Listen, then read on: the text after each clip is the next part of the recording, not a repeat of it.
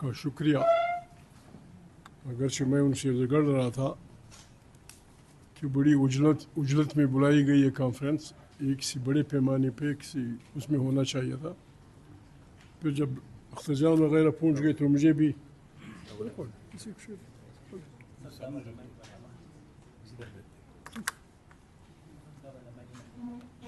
بہرحال بہت اچھی کانفرنس. میں تو بالکل خالی ذہن آیا تھا، خالی الذہن ہوں، لیکن پھر بھی کچھ تو کہنا پڑے گا. پاکستان ہوا میں کوئی لٹکتی ہوئی چیز نہیں ہے. پاکستان 4 بڑے قوموں کے وطنوں پہ مشتمل ایک ملک ہے. نہ ان کو کسی نے فتح کیا ہے، نہ کوئی کسی کی کالونی ہے، نہ کوئی کسی کا آقا ہے، نہ کوئی کسی کا غلام ہے. ایک رضاکارانہ فیڈریشن ہے. میں تفصیل میں نہیں جاتا. شروع دن سے یہاں ایک آئین بننے کے راستے محدود کیے گئے. یہاں تک بات پہنچی کہ ہمارا ملک اس کشمکش میں ٹوٹ گیا. پھر 1973 میں بڑی مشکل سے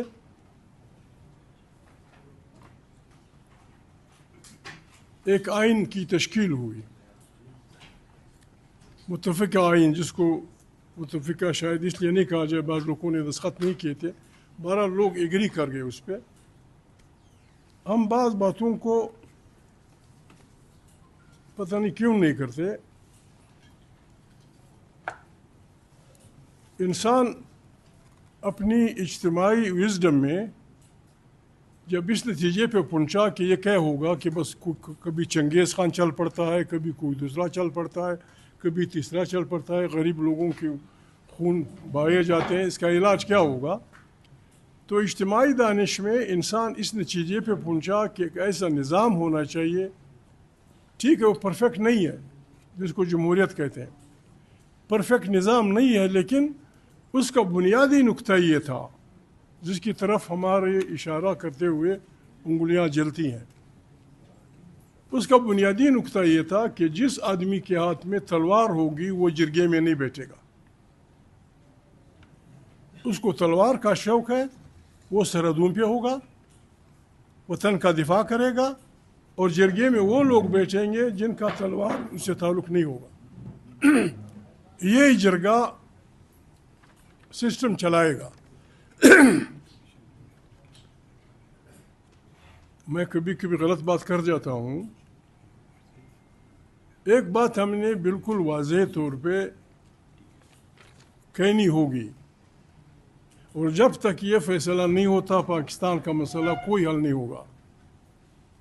وہ بات یہ ہے کہ پاکستان کی فوج پاکستان کے لیے یا پاکستان افواج پاکستان کے لیے. جب تک یہ فیصلہ نہیں ہوگا، دنیا کی افواج ہیں، ہمارا ملک کیسے چل سکتا ہے؟ کوئی ملک بہترین فوج کے بغیر، کوئی ملک بہترین جاسوسی اداروں کے بغیر، بہترین اس کے بغیر چل نہیں سکتا. جب ہم یہ بات کرتے ہیں تو فوراً غداری کا وہ تماشا آ جاتا ہے. میں اکثر گسے پچھے فکرے استعمال کرتا ہوں. جاسوسی ادارے کسی بھی اسٹیٹ کے بالکل آنکھیں اور کان ہوتے ہیں. بالکل ہمارے جاسوسی ادارے 4 5 6 7 ہیں. ہمیں یہ کوشش کرنی چاہیے، ہمیں یہ محنت کرنی چاہیے کہ ہمارے جاسوسی ادارے دنیا کے بہترین جاسوسی اداروں سے بھی کمپٹنٹ ہوں. CIA سے بھی، KGB سے بھی، فلانا سے بھی، فلانا سے بھی، فلانا سے بھی، اور ہیں بھی. ہمیں دکھ ہوتا ہے. میں اکثر یہ کہہ جاتا ہوں، وہ برا بھی مانتے ہیں کہ ہمارے جاسوسی ادارے گدلے پانی میں سوئی ڈھونڈ لیتی ہیں. لیکن یہ جو سب کچھ ہو رہا ہے باجوڑ سے لے کر خیبر تک، خیبر سے لے کر سارے بلوچستان تک، یہ کسی کو کچھ نظر نہیں آ رہا. کیوں؟ ارادہ کیا ہے؟ پشتون اور بلوچ کھوکھر بھائی پاکستان کے یہ 4 قومیتیں پشتون اور بلوچ انڈس کے اس پر یہ سینٹرل ایشین پیپل ہیں، یہ مرکزی ایشیا کے لوگ ہیں، سندھ اور پنجاب انڈین سٹاک کے لوگ ہیں۔ ابھی جب اس قسم کے متفرق قسم کے لوگ رہتے ہوں تو اس کا واحد علاج یہ ہے کہ یہاں ایک سوشل کانٹریکٹ ہوگا جس کی تابعداری ہر ایک کو کرنی پڑے گی۔ ابھی جو کچھ ہو رہا ہے باجوڑ سے لے کر خیبر تک اور ہمارے صوبے میں، سارے صوبے میں، ہماری حکومت یا ہماری ادارے اتنے کمزور نہیں ہیں کہ وہ پن پوائنٹ نہ کر سکیں کہ یہ کیا ہو رہا ہے، کون کر رہا ہے۔ مینز منن کے نام پہ جب آپ آئیں گے، لوگوں کے مینز نزل پہ قبضہ کریں گے، ویسی اصطلاح میں تو لوگ کہتے ہیں کہ یہ علاقہ غیر ہے، فاٹا یا پشتون علاقہ۔ وہ علاقہ غیر اتنا مالک رکھتا ہے کہ ایک ایک انچ زمین کی تقسیم ہو گئی ہے۔ باجوڑ میں جتنے بھی قبائل رہتے ہیں وہ آپ کو بتا دیں گے مومن کی زمین کہاں ہے، صافی کی کہاں ہے، فلانے کی کہاں ہے، فلانے کی کہاں ہے۔ ایک ایک درخت پہ لڑتے ہیں کہ جی یہ میرے علاقے میں، آپ کے علاقے میں نہیں ہے۔ یہ جاتا ہے اس وقت تک۔ پشتون اور بلوچ، میں معافی چاہتا ہوں، اکبر اعظم کے وقت سے اپنی خود مختاری کے لیے لڑتے رہے ہیں۔ بازید روشان کی تاریخ، خوشحال خان کی تاریخ، ایمل خان کی تاریخ، گجو خان کی تاریخ، فلانے کی تاریخ، آخر میں بادشاہ خان کی خدائی خدمتگار۔ وہ ہماری داخلی خود مختاری کی، ہم نے کبھی اس کے لیے کسی سے وہ نہیں کیا۔ آج تو حالت یہ ہو گئی، میں معافی چاہتا ہوں، آج تو حالت یہ ہو گئی ہے، یہ پشتون پگڑی اور یہ داڑھی یہ دہشت گردی کی نشانی ہے۔ جہاں یہ داڑھی نظر آئی، جہاں یہ پگڑی نظر آئی، پکڑو اس کو، جی کہاں کے رہنے والوں، جی میں کوئٹہ کا ہوں یا فلاں، نہیں تم افغانستان کے ہو، نہیں تم فلانا کے ہو۔ کوکر بھائی، میں آپ کو اس لیے مخاطب کرتا ہوں، میرے آپ دوست ہیں، آپ یقین کریں پاکستان میں تمام شہروں میں پشتونوں کی زندگی سخت مصیبت ہے، سخت مصیبت۔ کیوں؟ ان کا وہ نقصان یہ کہ وہ پشتو بولتے ہیں اور پشتو افغانستان میں بھی بولی جاتی ہے۔ مزدور غریب لوگ سخت مشکل میں، سکر میں، حیدرآباد میں، فلانا، پھر ان کو جو بے عزتیاں ہوتی ہیں، جس طرح ان کو مارا پیٹا جاتا ہے۔ ہم نے یہ فیصلہ کرنا ہوگا جتنا جلدی ہم کر سکیں کہ ہماری فوج پاکستان کی فوج ہے یا یہ ملک ان کے حوالے ہے۔ جب تک ہم یہ فیصلہ نہیں کریں گے یہ ملک نہیں چلے گا، نہیں چل سکتا۔ بعض لوگ بات شروع کرتے ہیں دہشت گردی، دہشت گردی، بے انصافی سے نفرتیں بڑھتی ہیں، بے انصافی سے کدورتیں بڑھتی ہیں، اور بے انصافی کے نتیجے میں پھر بات یہاں تک پہنچتی ہے کہ جی فلانا دہشت گرد۔ اگر دہشت گردی کی تعریف نئی تعریف نہ کی گئی، دنیا کے بہت بڑے اولو العزم لوگ، انقلابی اور مولوی صاحب کو پتہ ہے، دنیا کے ہزاروں پیغمبروں، نبیوں، رسولوں کو قتل کیا گیا کیونکہ وہ نظام کے خلاف ایک انقلاب لانا چاہتے تھے، نظام کو چھیڑنا چاہتے تھے، قتل کیے گئے۔ زکریا علیہ السلام کو ایک درخت کے ساتھ باندھ کے بالکل آرا چلا دیا گیا تھا۔ دہشت گردی کی تعریف ہمیں کرنی ہوگی۔ وطن کی حفاظت کے لیے جو آدمی فراری ہوتا ہے، جو آدمی پہاڑی علاقوں میں، یہ روایت ہے کہ جب آدمی ناراض ہوتا ہے تو پہاڑ پہ چلا جاتا ہے کہ بھائی میرے ساتھ ناانصافی ہو رہی ہے، میری زمینوں پہ قبضہ ہو رہا ہے، میرے ساتھ فلانے فیصلے میں غلط کام ہوا، میرے فلانے ہوا، پھر جگہ جاتے ہیں، پھر اس کو بلایا جاتا ہے، پھر فلانا ہوتا ہے۔ یہاں جو آدمی احتجاج کرتا ہے اس کو اب وہ کر دیتے ہیں۔ میں بعض اعظم پیغمبروں کے وہ نہیں کرتا۔ قرآن کریم غلامی کو بندگی کہتا ہے۔ قرآن کریم کہتا ہے، سورہ قصص ہے یا دوسری صورت ہے، اللہ پاک فرماتے ہیں کہ فرعون ایک بہت مستبد اور ظالم بادشاہ تھا، وہ انسانوں کو قتل کرتا تھا، ان پہ ظلم کرتا تھا۔ پھر میں نے موسیٰ سے کہا کہ جاؤ اس ظالم سے کہو کہ میری قوم کو تیری بندگی سے آزادی دے دے۔ موسیٰ علیہ السلام، اختر جان بھائی، موسیٰ علیہ السلام کی تمام تحریک اپنے عوام کی آزادی کی تحریک ہے، اور اس آزادی کی تحریک کو روکنے کے لیے فرعون نے یہ فیصلہ کیا کہ اس ملت کے میرے جو غلام ہیں، جو میرے قبضے میں ہیں، ان کے ہر اولاد نرینہ کو ذبح کر دو۔ یہاں وہ ظلم تو نہیں ہو سکتا کہ ہمارے بچوں کو ذبح کیا جائے گا۔ فرعون نے یہ کیا، موسیٰ علیہ السلام نے نیتے آلتوں سے مظلوم و مقہور لوگوں کو منظم کیا، اور فرعون کا بیڑا غرق ہوا۔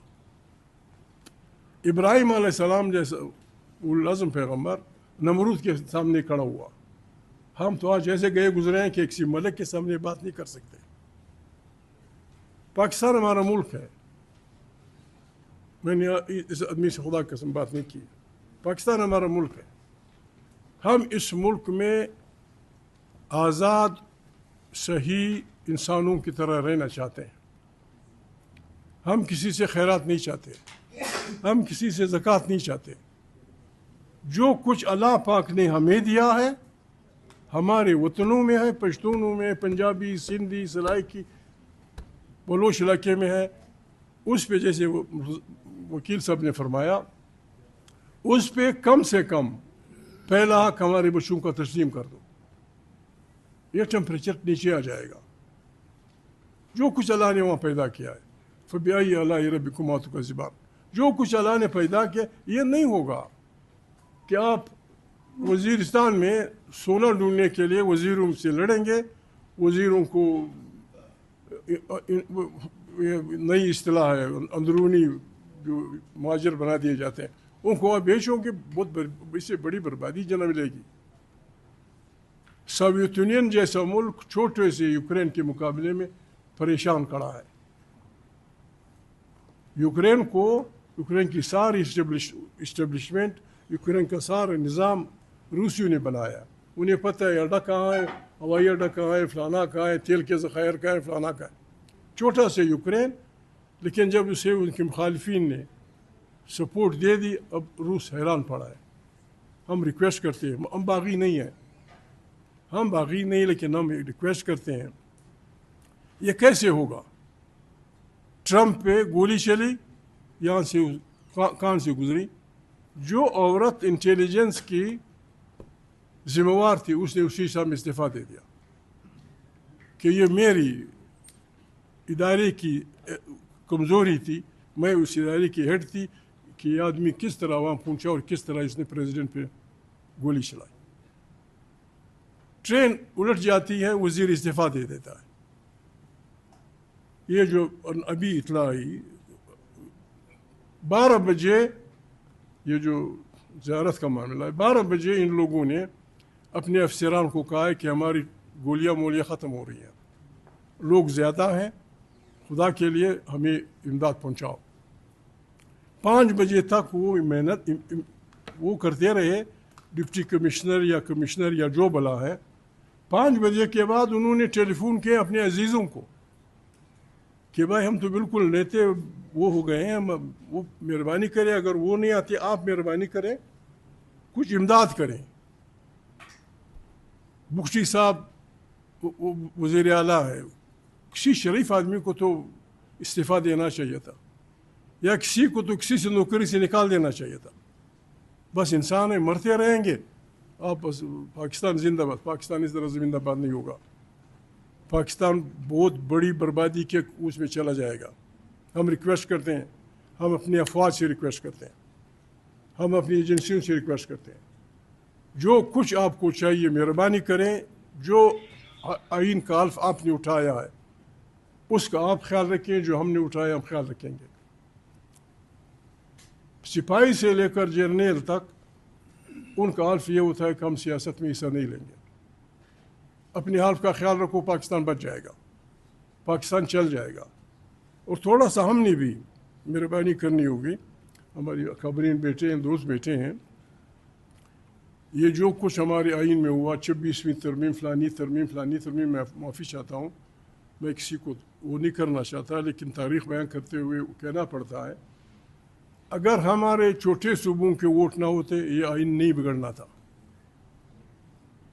ہمارے چھوٹے صوبوں کے بلوچ، سندھی، پشتون، ہمارے قومی اسمبلی میں اتنے ووٹ تھے، صوبائی سینٹ میں اتنے ووٹ تھے کہ اس میں کوئی ترمیم نہیں ہو سکتی تھی۔ ہم نے مصلیت کے تحت یہ کام کیا ہے، ہم نے مصلیتوں سے کہ کام لیتے ہوئے اپنی بربادی کی ہے، اپنی عدالت کے ہم نے پر کاٹے ہیں، اپنی اس پہ پابندی لگائی ہے، اپنے ہاتھوں کو ہم نے باندھا ہے۔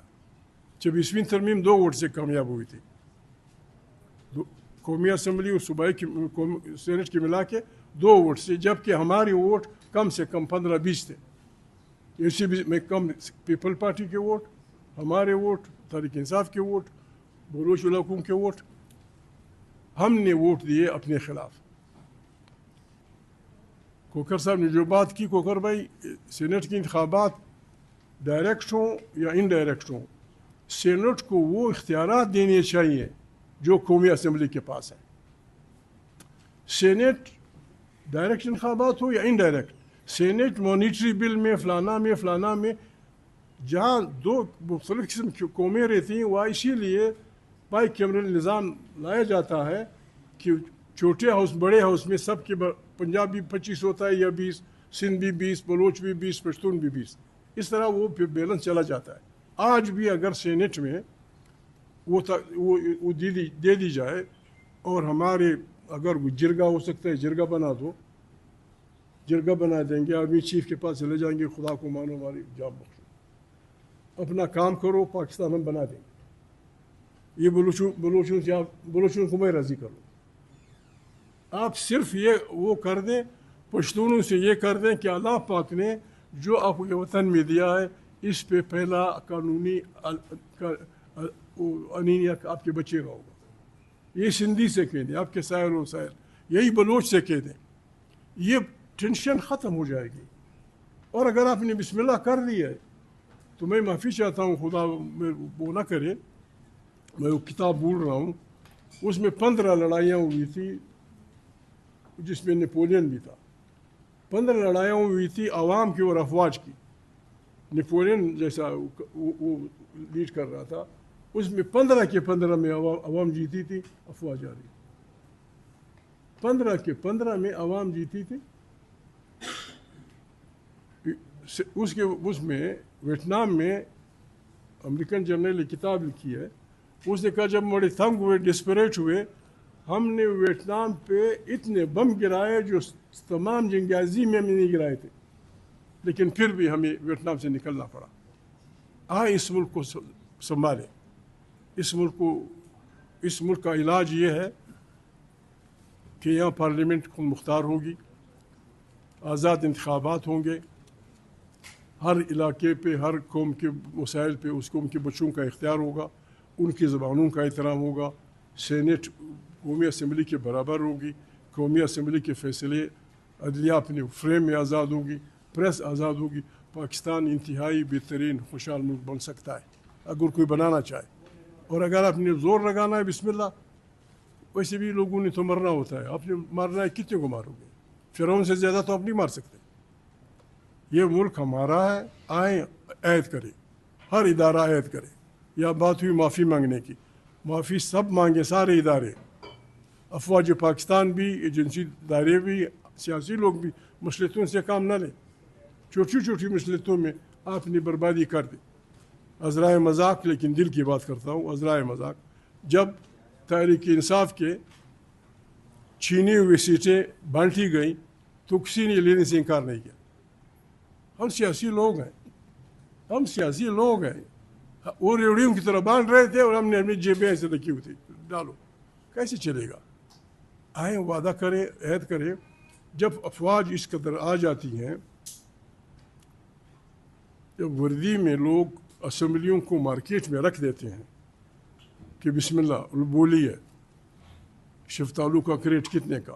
بسم اللہ، 30 کروڑ، 40 کروڑ، 40 کروڑ میں جب آپ اسمبلی کی سیٹیں بیچیں گے ان کو وزیر بنائیں گے وہ تو یہ 40 کروڑ پاکستان کے پیٹ سے نکالیں گے.